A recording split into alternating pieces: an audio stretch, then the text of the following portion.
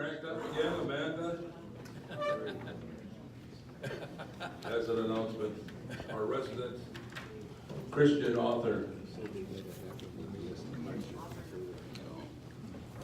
Thank you. This will be quick. As you probably know, I write the Compass newspaper, but I also write a series of books that have an intended series based on a true story about the Civil War. And the third book in the series came out in paperback last Saturday, and the case should be arriving at my house today or tomorrow. And I just wanted to let you know that tomorrow there's a huge event in Green Bay this weekend called Untitled Town Book and Author Festival. And I was selected to be one of the authors that's presenting. So tomorrow morning at 10 o'clock, I'm on a panel called How to Get Freelance, How to Break into Freelance Writing. Well, I also do freelance writing, but copy editing for like St. Norbert College, and I also do freelance photography. So I'll have a couple things I'm talking on. But at noon tomorrow, I'll be at the Brown County Library talking about how to write faith and fiction. So if anybody wants to learn how to write, if you have a desire to write a book, I'll be doing a workshop from noon until 1:30 tomorrow at the Brown County Library. Thank you. Okay. All right, my full name is Amanda Flower, and if you're interested in my books, they have the first two already at St. Patrick's Bookstore in Appleton, The Carpenter in Little Chute, and everything's available on Amazon too. Thank you. So, thank you very much, Amanda.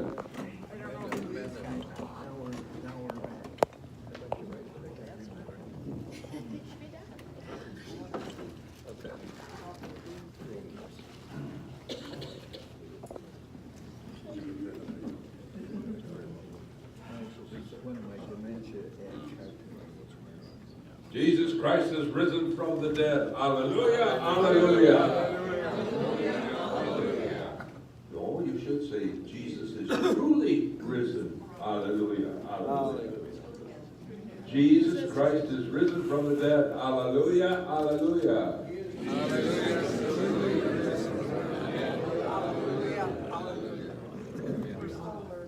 We'll have to do it a few more times. In the name of the Father, and the Son, and the Holy Spirit, amen. O risen Lord, you surprise your friends in the midst of their sadness, in the garden, on the seashore, in the breaking of the bread. We pray for those who are walking a way of darkness or pain. May they meet you on their journey, and may they find the joy that only you can bring. Amen. Amen. In the name of the Father, Son, and Holy Spirit. Amen. So, begin with, I'm back. I'm back. So after being off during the Lenten season, I would imagine you learned a few things from Sister Elise, who was here. And I know the question that many of you may have about my continuation here, since it was announced that I will be given come the end of June, beginning of July, moving to two small country parishes. Kind of going, almost like going back to my roots in downtown Darboy. Black Creek in Navarino. Not Chiocton, as some people say. There's a young priest going to Chiocton. Much younger priest. So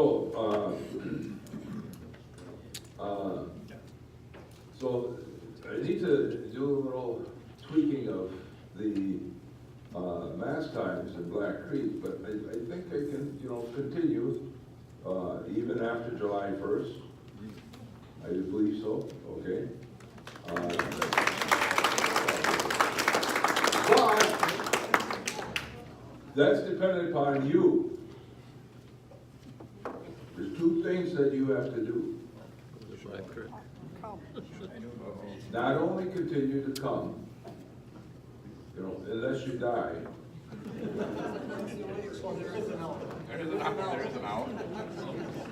But number two, Bring somebody else. yes. No. stop to think how you started. Most of you started coming because of an invitation by someone who was here. Right?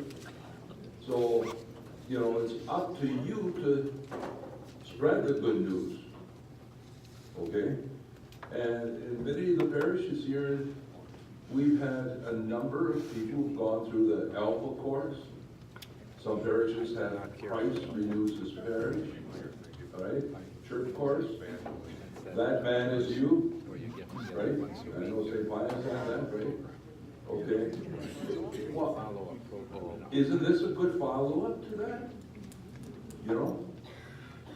So you gotta tell your friends, your relatives who are part of those kinds of programs, you know, and spread the good news. I mean, we're gonna be looking in the next couple of weeks at different theories and so on. You know, did Jesus really rise from the dead? Okay? Now, I'm sorry for those who've been here for quite a while. This will be the third time I'm doing this program. I bring it out every 7 years. Yeah, really, I did it in 10. In 2005, I did it in 2012, and now 7 years again, you know. We have a lot of different people, you know. I don't think there's too many that kept the same outline that I put together. It'll be all new to me. Well, you know, that's what happens to some who hang around long enough. Yesterday is new to you. You know. Deacon Laura, you deleted those files a long time ago, so. But, you know, also since the last time I did, you know, this particular program, a book like this came out, and some parishes gave this book out by the same title, Did Jesus Really Rise from the Dead? Copyright 2016. Okay. Maybe some of you have it. It's by Carl E. Olson, who is a Catholic editor of Catholic World Report and A Nation's Insight. And so he's written a number of things. So, and I found in this book not only things that I used before in this, you know, talk, but or series, but also some new insights and so on. So please, you know, this is about the time that this group celebrates its anniversary. I forget, Tom, was it February or March, April? That was In spring, it was in spring. It was in spring. See, it's a vague memory, you know. So, and it started off of a men's retreat at Monte Alverno. Father Bill Alquin, a Capuchin priest, had it for 6 years. Just going to review the history real quick for you newbies. Okay. Father Jansen. And then after Father Alquin, Father Jansen. I think some guys from St. Bernard's must have, you know, started with Alquin, and then Father Jansen begged him to take it. But then the program moved from the retreat house to St. Bernard's Parish. And he, Father Jansen had it for 16 years. Even up to the day he died, huh? Yes. Yeah. Right? Yeah. And then they contacted me right away to take it over. Why did they contact me? Because when Father Jansen had it at St. Bernard, sometimes he would go on a 2-week vacation or pilgrimage and so on, and I was teaching at Xavier High School, and the Bible study group would ask me to come and fill in while he was gone. So they were familiar with me coming in and you know, talking, but you know, I told them, number one, they couldn't call it Father Jansen's Bible study any longer. And they couldn't call it, Father Don Zuleger's Bible study. So we came up with the moniker, the Fox Valley Catholic Bible Study Group. Number 2, they had to transfer it from St. Bernard's, and I was at St. Pius at the time, to St. Pius Parish. And number 3, they had to totally open it up to women. I went before you. I know, totally open it up. Oh. That's because you were a little radical thing. Yeah. Let me totally open up to women. No clapping?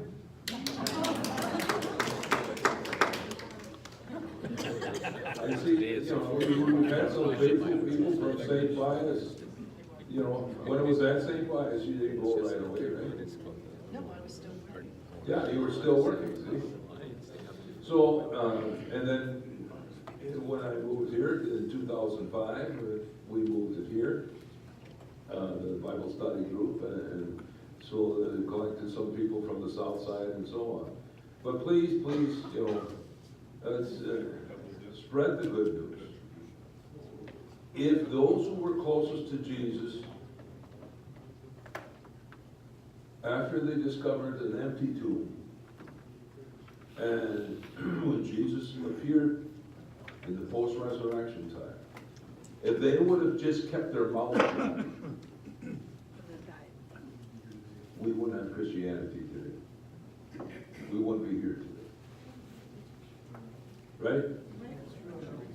So we're going to look at some of those passages and some of the theories connected with that. So it is a Bible study, so let's open to Luke, because we're in the year of the Gospel of Luke, chapter 24, which has the resurrection. There it is. And so, Chapter what, 24? verse 1. But at daybreak, on the first day of the week, women, took spices they had prepared and went to the tomb. They found the stone rolled away from the tomb. But when they entered, they did not find the body of the Lord Jesus. And while they were puzzled over this, behold, 2 men in dazzling garments appeared to them. And they were terrified, and they bowed their faces to the ground. And they said to them, why do you seek the living one among the dead? He is not here, but he has been raised. Remember what he said to you while he was still in Galilee. The Son of Man must be handed over to sinners and be crucified and rise on the 3rd day. And they remembered his words. And then they returned from the tomb and announced all these things to the 11 and to all the others. The women were Mary Magdalene, Joanna, Mary the mother of Jesus, and the others who accompanied them. Mother of James. Mother of James. Mother of James. Yeah, mother of James. And the others who accompanied them also told this to the apostles. But their stories seemed like nonsense, and they didn't believe them. Peter got up and ran to the tomb, bent down, saw the burial cloths alone. Then he went home, amazed at what had happened. Following that is another story about the 2 disciples on the road to Emmaus. And you're familiar with that story, right? Yep. And all of a sudden, this other guy is walking, and they start to converse, And that guy asks, what are you discussing as you walk along? Verse 17. And they stopped and looked downcast. And one of them, Cleopas, said to him in reply, are you the only visitor in Jerusalem who does not know of the things that have taken place there these days? And he said, what sort of things? The things that happened to Jesus the Nazarene, who was a prophet, mighty in deed and word before men, God and all the people. And how the chief priests and rulers both handed him over to the sentence of death and crucified him. But we were hoping that he would be the one to redeem Israel. Besides all this, it is now the 3rd day since this took place. And some women from our group, however, have astounded us. They were at the tomb early in the morning. They didn't find his body. They came back. They reported what they had indeed seen. A vision of angels who announced that he was alive. And some of those with us went to the tomb and found things just as the women had described. But him they did not see. And he said to them, "Oh, how foolish you are.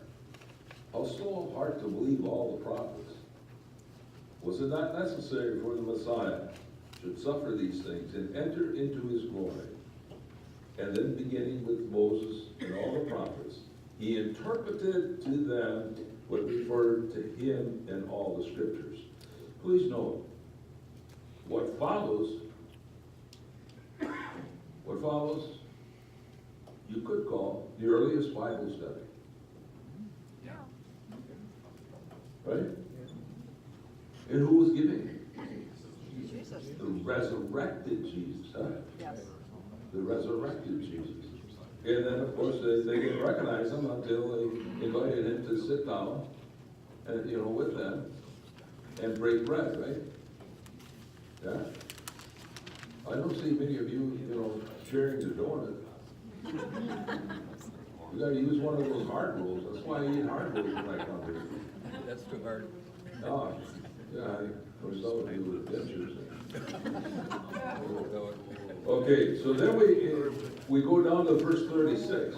And while they were still speaking about this, he stood in their midst and said, "Peace be with you." But they were startled and terrified and thought they were seeing a ghost. Then he said, "Why are you troubled? Why do questions arise in your hearts? Look at my hands and feet, that it is I myself. Touch me and see. Because the ghost does not have flesh and bones, as you can see I have." And as he said this, he showed them his hands and his feet. And while they were still incredulous with joy and were amazed, he said, "Have you anything here to eat?" And they gave him a piece of baked fish, or grilled fish, you might add. And he took it and ate it in front of them. And then he said to them, "These are my words that I spoke to you while I was still with you, that everything written about me in the law of Moses and in the prophets and the Psalms may be fulfilled." And then he opened their minds to understand the scriptures. And he went on to say, second Bible study. Right? Huh? Yeah. Two of them on the day of resurrection. Now there's, as I read through it and you looked at it, does anything new pop out to you?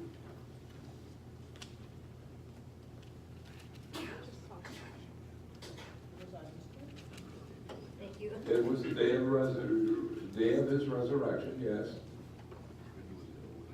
Anything else pop out to you? How he appeared, how the resurrected Jesus appeared, How the resurrected Jesus appeared. Speak a little bit more about that, Louis. Well, apparently he was embodied, and then to prove it, he was gonna have a piece of fish. Okay, to prove that he wasn't a ghost, right? And here's somebody that just rose from the dead. That must have been unbelievable.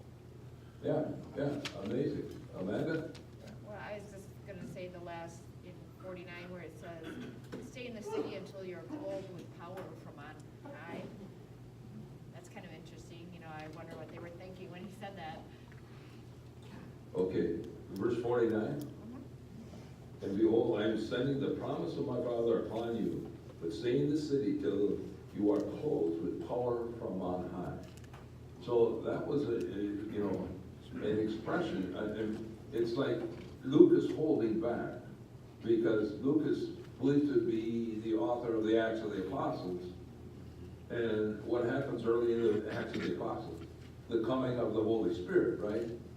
Which enlivens the church, and then things for them started to fall into place, huh? They started connecting the dots, as we say, huh? Yes, Jeff? Father, this struck me when you were reading it, 44, that everything written about me in the law of Moses and the prophets and the Psalms may be fulfilled. You read may be fulfilled? Must be fulfilled. Oh, okay, I thought you said may, because mine says must. Yeah, must be fulfilled. Yeah. But, Good, I don't have to question the writer then. Yeah. no, just the reader, Yeah, maybe the reader, but I wouldn't do that or too. the hearer. Let it go, let it go. But something else, Jeff, I want to point out, that phrase, everything in the law of Moses and the prophets and the Psalms. You know, that phrase represents the three main sections of the Tanakh. You know, the Hebrew scriptures. The law, in Hebrew is Torah, so T, Tanakh, prophets, the Nevi'im, that's the end, and then Psalms. Sometimes you might have the writings, and that's called Ketubim, or Ketubim in Hebrew, T and K, and that sums up what we call the Old Testament. The three main sections, okay? The law, Torah, the prophets, Nevi'im, and then the other writings like Psalms and Proverbs and so on, Ketubim. So, and this indicates that Luke, at least some of the audience that he was writing this gospel for, especially the Jewish baptized Christians, maybe 50 years after Jesus' resurrection, they would then connect with what else he has to say, especially the Jewish baptized Christian. Yeah? Well, I find it interesting because, like, you know how at Mass you have, like, the first reading and everything's connected, which I think is interesting because people, like, in other denominations, they mostly just read, like, the New Testament or whatever. And I think it's interesting how Jesus, like, tied, there's a story from the Old Testament that's kind of really about foretelling what is going to happen to him. And then the Psalms, everything there's a reason for all the things we do at Mass, which I think is interesting because, like I said, people in other religions, from what I know, they pretty much focus just on the gospel. Okay, so Amanda's point, if you didn't quite hear, is he finds it interesting in the Catholic liturgy, especially the weekend liturgy. We have a reading from the Old Testament, Psalm, the New Testament, and then Gospel. So we from all those different parts, except now during the Easter season, interestingly enough. The first reading will be from the Acts of the Apostles, almost throughout the Easter season. And that's because the church wants us to identify with the unfolding after Pentecost of the effects of the Holy Spirit upon the Christian community. The first Christian community was called the Palestinian Apostolic Community of Jerusalem, okay? And so the church wants us to, during the Easter season, particularly to focus on that, also for the sake of the neophytes, those who have been baptized into the faith, at the Easter Vigil. So there's a continuation of having them identify as new members of this community and with the earliest community. So there's a couple of liturgical reasons for now during the Easter season, instead of having a first reading at Sunday Mass from the Old Testament, we're going to have a series from the Acts of the Apostles particularly, okay? So I don't know if you ever wondered about that or ever noticed that in the Easter season, but it happens every year. Not just, yes. You read that Jesus said, as I told you when I was with you, and this is the first day of the resurrection, and he was going to be with them yet, and really solidified his teachings during that time, and he was with them after Okay, Why so, wouldn't he say that? And then how long was it? He didn't go right up. When is Ascension? Is that Ascension? 40 days? after yeah, The resurrection? yeah. So he was with them for 40 days. Well, on and off, yes. What we call the post-resurrection appearances. Jack? I'm always curious that the apostles didn't recognize him. They'd been with him for 3 or 4 years, some of them longer, knew him, and he's standing in their midst, and they don't recognize him at all. Well, number one, please, as Luke gives us, you know, the story, okay? They're still frightened, okay?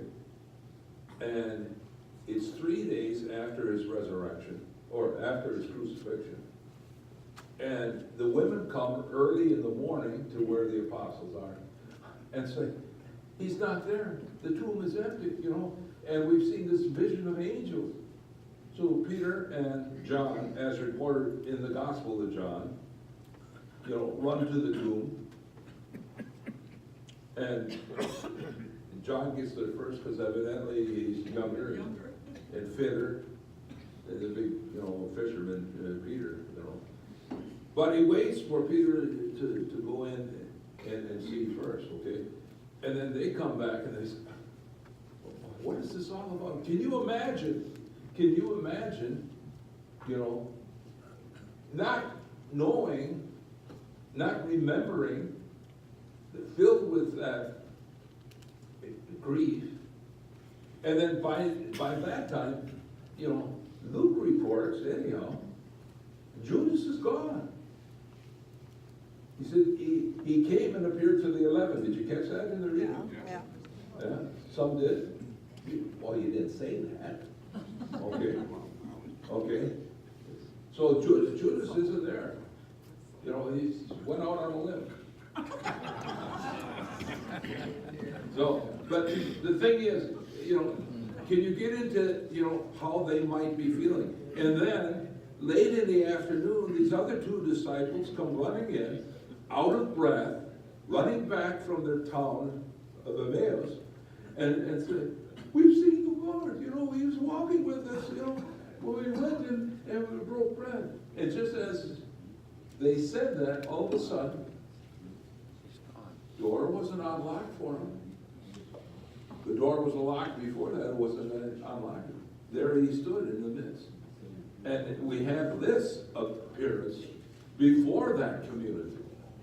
And like Maury pointed out, you know, the wounds in his side, or the wounds in his hands and his feet, the wounds of crucifixion, come and see. So the body that appeared to them through a locked door, all of a sudden, no wonder they thought they were seeing a ghost. Okay?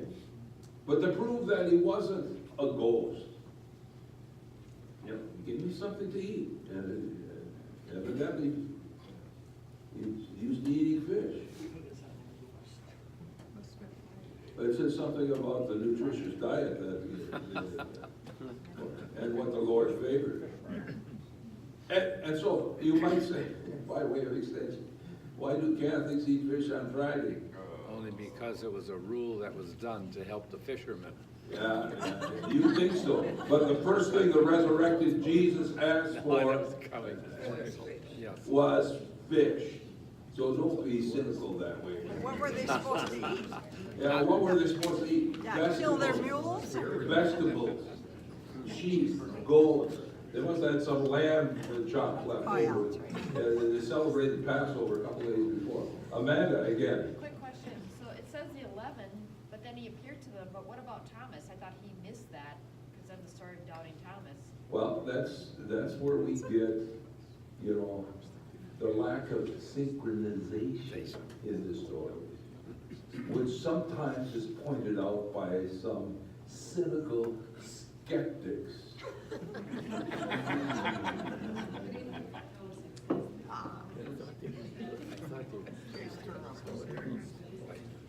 Yeah. In the footnotes, Gloria points out, it says, And there's 2 disciples as well, so it wasn't just 12, but by the way the story is. Okay, That would add up. The 2 people from Emmaus were disciples, they weren't apostles. yeah. Judas was gone and Thomas was gone, that would be 10 apostles. And with the 2 from Emmaus, that would be 12. This is so wonderful. You know, I mean, you're showing off your skills. Looking at the footnotes, trying to put it together, doing you know, apostolic math over here, you know, the numbers and everything. Isn't this wonderful? I didn't even get into start talking about what I want to talk about this morning. So, Doc? Okay, I would like to ask you just a really dumb question, speaking of synchronicity. Yeah. So Jesus died Friday, sometime in the afternoon, and he rose sometime after midnight on Saturday. How does that make 3 days? Because as the Jewish reckon a day, the day ends when the sun goes down. Okay, So that's day 1. all right, And then the next day would have been their Sabbath all day long. That's day 2. all And the day begins at the crack of dawn. So that's the beginning of day 3. right. Okay, So not 3. Okay? So it's the way they reckon it. It was before the time of, you know, alarm clocks. If they're not done. Okay. come on.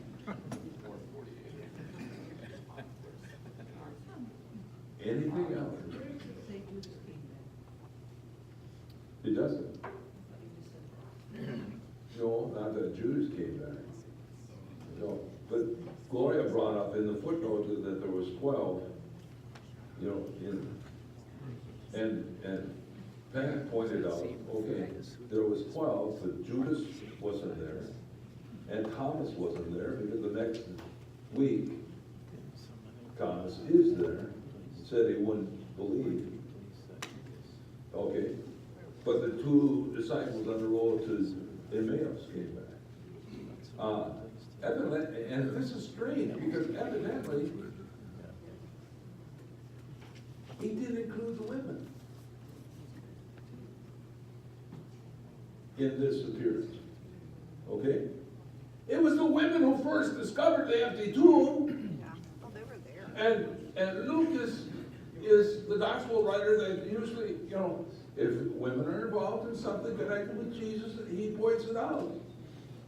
But he doesn't say that in this second appearance. But note, when Jesus, this second appearance to the whole group in Jerusalem, he begins to explain again from the law of Moses and the prophets and the Psalms to them. Second Bible study. Second Bible study on Easter morning, the first Easter morning, right? So, isn't this exciting? Okay, I like it. you like it, okay. So, I gave everyone a handout, and it says, did Jesus really rise from the dead? The theme that we're going to be looking at. And in the next few weeks, we're going to be looking at his resurrection. Was it a singular event in human history? Oh, go ahead. Didn't correct that. And, you know, was his resurrection of Jesus a fact or fiction? If you negate Jesus' resurrection, then what? Is there still Christianity? So, we understand that Christianity was born from Jesus' death and is rising from the dead, right? And the Christian story is dependent upon that. And so, the resurrection from death, you know, becomes a crucial topic to either a problem, or I like to offer to you the insight that it is the entry point into the Paschal mystery. The entry point into mystery. If you study, philosophy at all, things that are problems all have solutions. Oftentimes, multiple solutions. But a mystery, there's no plausible except by faith. You have to enter into the mystery. And then take what Dietrich Bonhoeffer, Protestant theologian that died in Auschwitz, said, you have to take that leap of faith. Leap of faith, okay? You enter into, and the specific mystery that we talk about during this season is called the Paschal mystery. Right? And so that's we're going to explore in the next, evidently, next few weeks. Jesus rose from the dead. This is the heart of Christianity. And we're going to look at some of the theories of skeptics. So, to explain away the resurrection. Okay? Because they approach resurrection as like a problem. Okay? So, the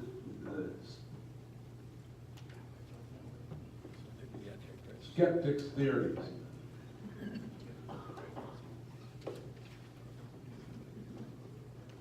So, and they can be categorized in these ways.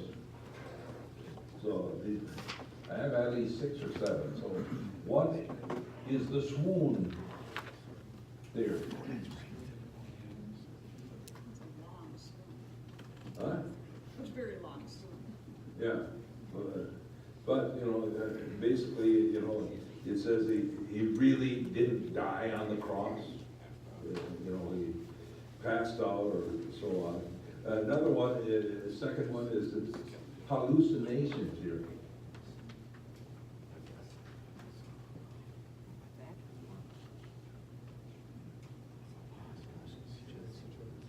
Number 3, empty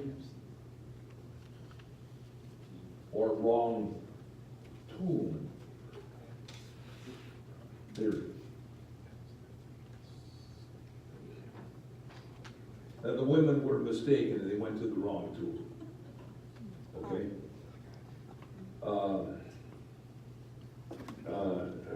Third one, or fourth one, No surprise. stolen body.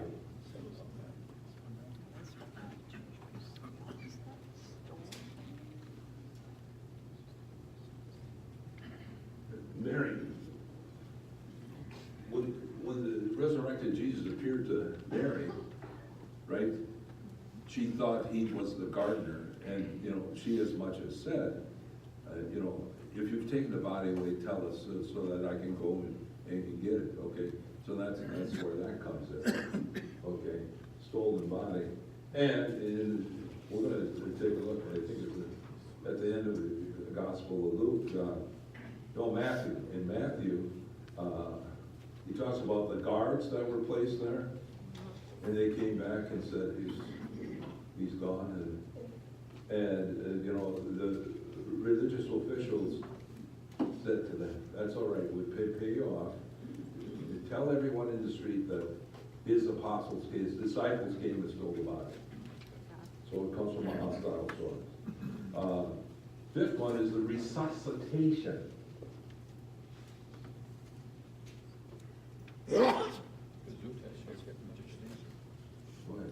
RECU, isn't it?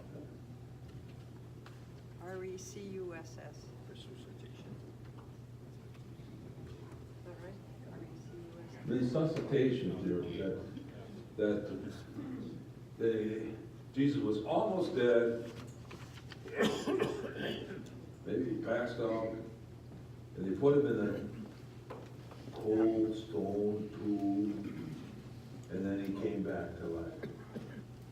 How does that differ from the swoon? We'll get into that. Oh, sorry. You're about a month ahead. Yeah, so what's the difference between that and the resurrection? And then that calls into question the witness accounts and the post-resurrection appearances. Okay? And some of these are based on books that were written in the, mid to latter half of the 20th century. And the other one was a spiritual, the sixth one is a spiritual resurrection. What is that? That's the one.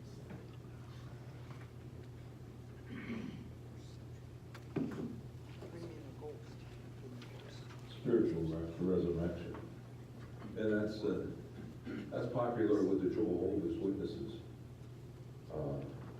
And then there's some further modern challenges to the understanding of what happened to Jesus and so on.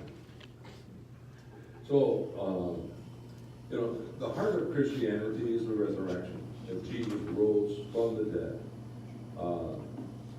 And the questioning of that came about as a product of the Enlightenment in the latter part of the 19th century. And the Enlightenment, of course, put out, took a position that anything that any churches said had no authority over them and had no validity because they totally dismiss the Enlightenment philosophers, totally dismiss element of faith. They focused on, practical, what they said was realism, and it had to be proven, and of course we as Christians say, well, the Matthew, Mark, and Luke, and John proves this. But the skeptics would say, yeah, but they're all written by you faith people,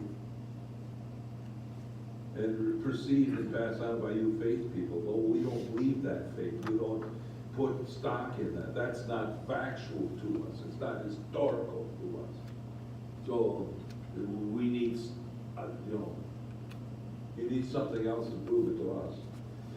So, and the Enlightenment slid into, in the midpoint of the 20th century, radical materialism and the philosophy of existentialism, which of course came out of the tail end of World War I and into World War II, existentialism. So there's philosophical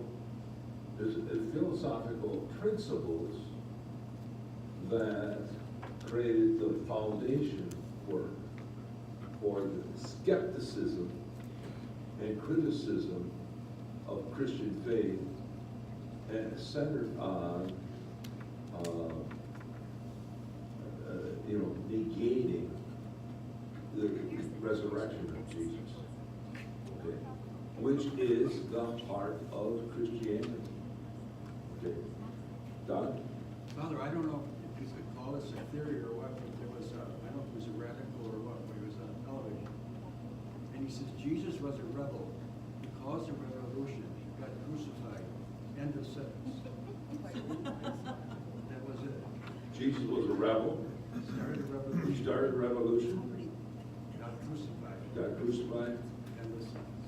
End of That's sentence. how he came across, yeah. Oh, I So see. there's nothing about, that was the end. That was the end. So Okay. would that be a theory that he's got, or? Oh, that certainly is a very weak theory. Because did this guy say this in the 16th century? Modern day. A modern day guy. Well, he's not. I know, I just happened to come across it. Yeah, Okay, so this modern day guy isn't too enlightened. Okay, as he's filled with, all kinds of smart aleck, But apparently there must be people that see that. there is, but stop to think, why would there be all these forms of Christianity today? If that was true at the end of sentence, then how does he explain, Roman Catholics, Protestants, Orthodox, various branches of the Orthodox faith throughout the world, over 1 billion Catholics alone, 2 or 3 billion people on the face of the earth that believe in Jesus Christ. Okay, so that statement, is not only skeptical, it's pretty cynical. And who else in history has been not only remembered, but have had worship following, or a cult following, if you will, more than Jesus Christ? Who else? No one. And who else in the history of mankind actually died and then rose from the dead? No one. Okay, Tom and Roy. Okay, go ahead. Okay. I think the apostles themselves must have had a lot of skeptic wondering about what happened here. Thomas. But all of them, for that matter. But the question is, at what point do they realize that this is the Messiah, with the exception, of course, of Pentecost, when they realized what was really happening? But there must have been a lot of doubt in their minds until Pentecost. Well, there was doubt and so on. Peter was kind of getting the hint of it, on the right track. Remember the Gospel of Mark, the oldest Gospel, chapter 8. Jesus takes the apostles to a vacation up north, and he says, "Who do people say that I am?" Remember that? And Peter, ends up with, well, you are the Christ, the Son of the living God. And of course, Peter probably didn't say the Christ. Christ, of course, came later on in Christian faith, identifying him. But he probably said, "You are the Messiah." And then Jesus said to Peter, that's the right answer, So that's found as a pivotal moment in that gospel. And it's also a pivotal moment that you find in the Gospel of Mark. You find that in Mark, you also find it in Matthew.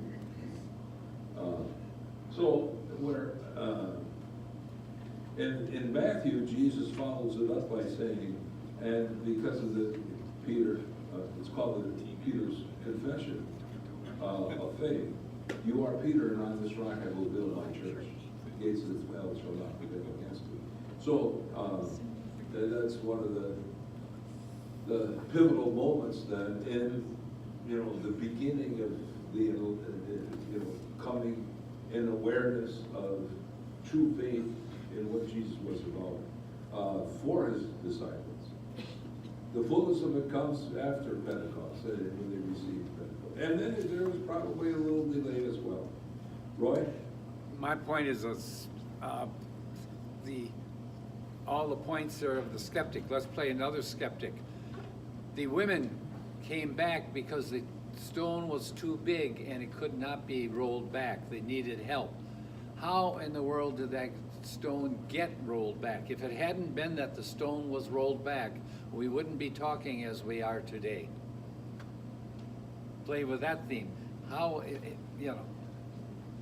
Well, Holy Spirit's pretty strong. yeah, Holy Spirit's pretty strong, but The skeptic theory is what he means. why would the stone have to be rolled? Most of the tombs in Jerusalem in the first century were blocked by a square stone. Okay. A round stone would have been far more expensive and heavier to have. 95% of the tombs that they unearthed from the first century had little square stones in front of the opening. Our presumption is that in front of the tomb of Joseph of Arimathea, where the body of Jesus of Nazareth was put in after his crucifixion, was a round stone. It's an assumption, yep. Well, because they say rolled, Yes. Yeah. okay? And the other thing is, you know, if indeed it was guarded by guards, Yep. wouldn't they have seen something? Who was there to disrupt the guards, or did they just fall asleep or go into a swoon? I'm playing all the skepticals. I know, I Yeah. know. You're trying to lead us into what we're going to start looking at next Yes, week. I thought, yes. Yes. We keep focusing in on the four gospels of the accounts. Yeah. Are there accounts in the Apocrypha that either confer or make different claims about the resurrection? There are accounts in the Apocrypha that make claims, and some are pretty, like, science fiction, okay? So, and it's kind of getting at Roy's skeptical question. You take the Apocryphal Gospel of St. Peter, for instance, and they have, he writes that the guards saw an angel like fire shooting out of the tomb, 35 or 40 feet high. Oh, he could have put this. Yeah. I like that one. I You like like that one that too. And then they ran to the officials to, you know, to say what happened. But that's, you know, a fantastic thing, and it did make the authoritative gospel. And there's other apocryphal gospels that have fantastic stories that unbelievable. Yeah. Do we have any idea how large the opening for that cave was? Because they had to get Jesus' body in. How large was it? Well, you know, they did, archaeologists in the last 20th century have found round stones in front of some of the tombs from the first century. And those stones were about 6 feet tall and about 12 to 16 inches wide. Yeah. So those stones would have weighed probably 1 to 1.5 tons. Now, no wonder the women wondered as they went to the tomb, how are we going to roll away, you know, the stone? Yeah, roll it. Could it be too that the tombs that had round stones in front of them were possibly family tombs? Oh, So that, you know, they could get in and out as the people died? okay, so Rowley offers that they were family tombs, and undoubtedly, yes. And you can tell the difference between a single tomb and a family tomb by the niches that were carved. Okay? Yeah, so they would take the body, wrap it, if it was Jews, spice it up, wrap it, and lay it on a niche, a flat area. Now, if it was a family tomb, it would have several niches. Okay? How could they cut into the stone? Jerusalem is built on real soft limestone. Okay? The bedrock is real soft limestone. And particularly, during the era of King Herod, the king who was there, when Jesus was born, he was in the process of rebuilding the temple and the area around the temple.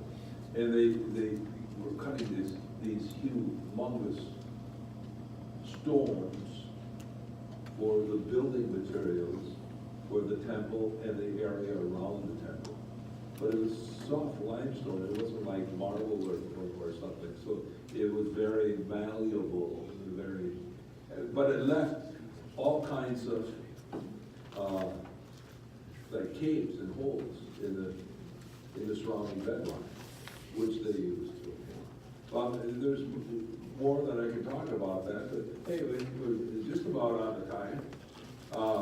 And so, amazing, you know, it's great. So, all your comments and questions, I didn't think that, you know, you'd be so into it after, you know, Easter, but that's why I pulled this file out. I thought this would be an appropriate time to, you know, talk about these things. So, here is, you know, our future, what we're going to be getting into, all these questions and more.